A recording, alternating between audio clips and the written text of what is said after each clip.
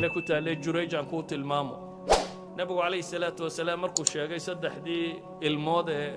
darabta ku hadlay waxa uu sheegay nin Jurayj la yiraahdaa inuu jiray oo caabid ah oo meel u baxay keligii meel ku cibaadaysto oo guri intuu dhistay dabaqa yara sare gala oo halkaa keligii ku cibaadaysta hooyadii baa soo booqato u timi dabeetana isagoo salaad xidhan booy u timiyo yaa Jurayj bay tiri ummi wa salaati buu yidhi hooyo iyo salaad dabeetana salaadu iska wata hooyo way iska noqota maalin labaad bay timi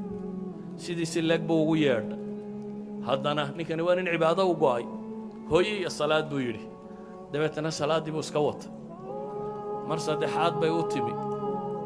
sidii oo kala dhacday dabeetana way habaartay ninkan caabidkii halkaa ku jira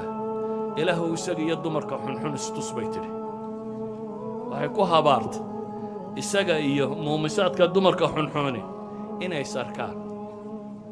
waxa la yidhaahdaa qisada meeshan waxaa deganayd gabadh aad u qurux badan oo haddana dumarka xun ka tirsan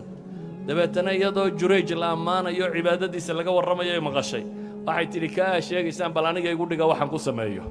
anaa idin tusi doona dadka badh baa shayaadiina oo xumaha jecel qof aan waxba u geysan bay waxay leedahay anaa xadhiga weydaarin doonay aniga igu sima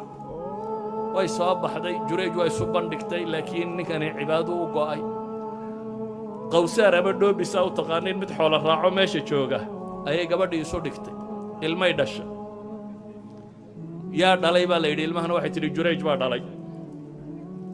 Jurayj baa sawmacadiisii baa la dumiyey meeshii uu ku cibaadaysan jiray baa la yidhi tuuga xumeeyo intuu hablaha u weydaartaa buu halkan wadaad iska dhigaya waxaa dhacday markaa wuxuu yidhi war bal ilmaha u yeedha ilmihii baa la keenay ilmihii buu gujiyey laba ragcadood buu tukado kadib intuu ilmihii gujiyo yidhi man abuk war aabbaha waayo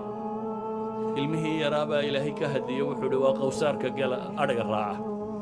waa ninka xoolaha jira qisadani laba wax bay tilmaamaysaa kow waxay tilmaamaysaa cibaadada anfaceeda waxay kaloo tilmaamaysaa weligaaba cibaado badna waa haddii odag iyo islaantu wax kaaga tagaan inaad khatar ku sugan tahay waayo islaantaasi habaarkay habaartay waa la istusay isaga iyo wixii ay ku habaartay isagana markii dambe ilaahay wuxuu ku badbaadiyey oo ku karaameeyey cibaadadiisii tirada badnayd ee uu samaynayey